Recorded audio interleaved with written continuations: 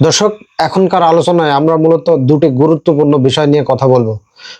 প্রথমত, Donald Trump বর্তমানে যুক্তরাষ্ট্রের অভ্যন্তরীণ যে রাজনীতি সেখানে অনেক চাপের মধ্যে আছেন। দ্বিতীয়ত, মধ্যপ্রাচ্যে আমেরিকার দীর্ঘদিনের যে মিত্র দেশগুলো তারা কিন্তু ধীরে ধীরে আমেরিকার উপর যে একটা ভরসা বা আস্থা সেটা হারিয়ে ফেলছে। এই বিষয়টি নিয়ে কথা বলবো। তো দর্শক, প্রথমে আসি ট্রাম্পের অভ্যন্তরীণ রাজনৈতিক সংকটের কথাই।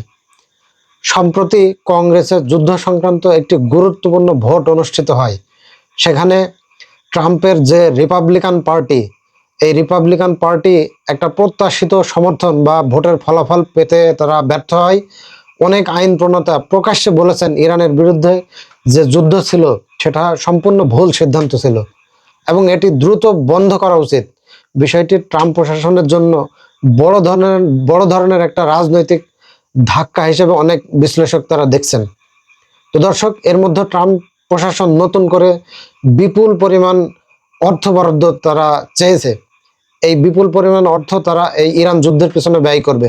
প্রেসিডেন্ট ট্রাম্প প্রায় 87 বিলিয়ন ডলারের একটি অতিরিক্ত বাজেট চেয়েছেন বলে জানা যাচ্ছে। এর মধ্যে প্রায় 67 বিলিয়ন ডলার সরাসরি তিনি প্রতিরক্ষা বিভাগের জন্য বরাদ্দ চেয়েছেন।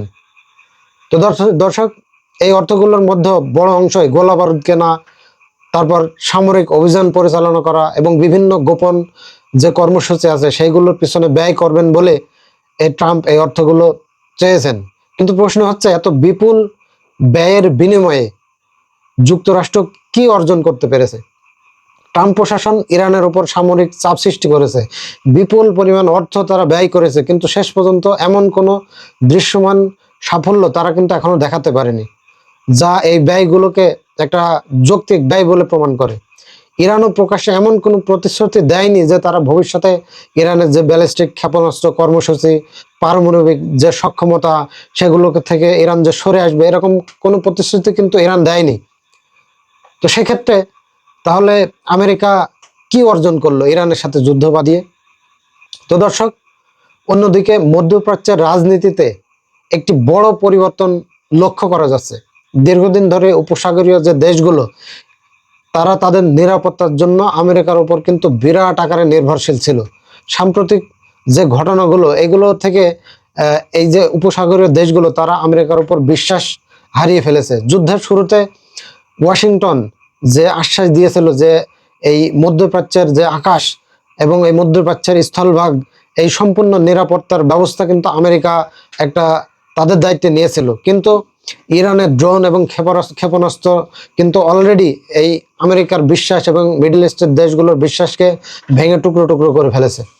দর্শক, এর ফলে সৌদি আরব, কাতার, কুয়েত, বাহরাইন সহ অনেক দেশ কিন্তু এখন নতুন করে নিজেদের নিরাপত্তার কৌশল সাজাতে শুরু করে দিয়েছে। বিশেষ করে সৌদি যুবরাজ মোহাম্মদ বিন সালমান এখন কিন্তু ইরান আমেরিকা সমঝোতা প্রক্রিয়ায় সবচাইতে গুরুত্বপূর্ণ ভূমিকা পালন করছেন বলে বিভিন্ন প্রতিবেদনে দাবি করা হচ্ছে।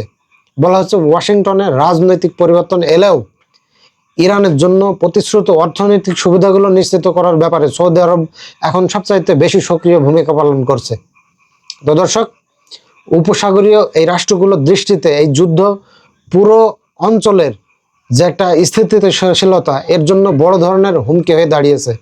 তারা উপলব্ধি করেছে ইরানের সঙ্গে সরাসরি সংঘাত ছড়িয়ে পড়লে সবচাইতে বেশি ক্ষতিগ্রস্ত হবে কিন্তু তারাই, কারণ তাদের অর্থনীতি, তাদের যে একটা বাণিজ্য এবং জ্বালানি রপ্তানির বড় অংশ কিন্তু নির্ভর করে হরমুজ প্রণালীর উপর।